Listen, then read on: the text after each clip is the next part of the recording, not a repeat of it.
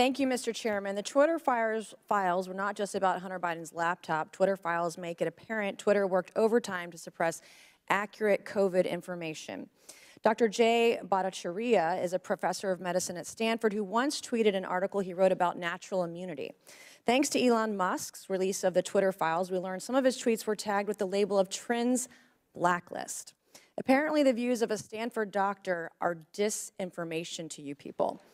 I, along with many Americans, have long-term effects from COVID. Not only was I a long hauler, but I have effects from the vaccine. It wasn't the first shot, but it was the second shot that I now developed asthma that has never gone away since I had the second shot.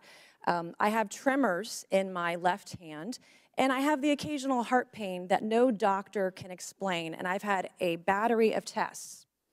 I find it extremely alarming Twitter's unfettered censorship spread into medical fields and affected millions of Americans by suppressing expert opinions from doctors and censoring those who disagree with the CDC. I have great regrets about getting the shot because of the health issues that I now have that I don't think are ever going to go away. And I know that I'm not the only American who has those kinds of concerns. Another example of what Twitter has done to censor folks is from Dr. Martin Kulldorff, a Harvard-educated epidemiologist who once tweeted, "COVID vaccines are important for high-risk people and their caretakers. Those with prior natural infection do not need it, nor children." The Twitter files reveal this tweet was deemed false information because it ran contrary to the CDC. So my first question this morning of Ms. Gaddy, may I ask of you, where did you go to medical school? I did not go to medical school. I'm sorry? I did not go to medical school. That's what I thought. Why do you think you or anyone else at Twitter had the medical expertise to censor a doctor's expert opinion? Our policies regarding COVID were designed to protect individuals. We were seeing— You guys censored Harvard-educated doctors, Stanford-educated doctors, doctors that are educated in the best places in the world, and you silenced those voices. My next question is, did the U.S. government, I have another chart I want to show you, Ms. Gaddy. I have another tweet by someone with a following of a full 18,000 followers. This person put a chart from the CDC on Twitter. It's the CDC's own data, so it's accurate by your standards, and you all labeled this as misleading. You're not a doctor, right, Ms. Gaddy?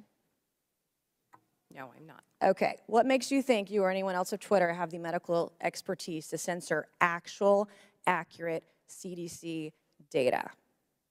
I'm not familiar with these particular situations. Yeah, I'm sure you're not. But this is what Twitter did. They labeled this as inaccurate. It is the government's own data. It's ridiculous that we're even having to have this conversation today. It's not just about the laptop. This is about medical advice that expert doctors were trying to give Americans because social media companies like Twitter were silencing their voices. I have another question, my last one for you, Ms. Gaddy. Did the U.S. government ever contact you or anyone at Twitter to pressure Twitter to moderate or censor certain tweets? Yes or no?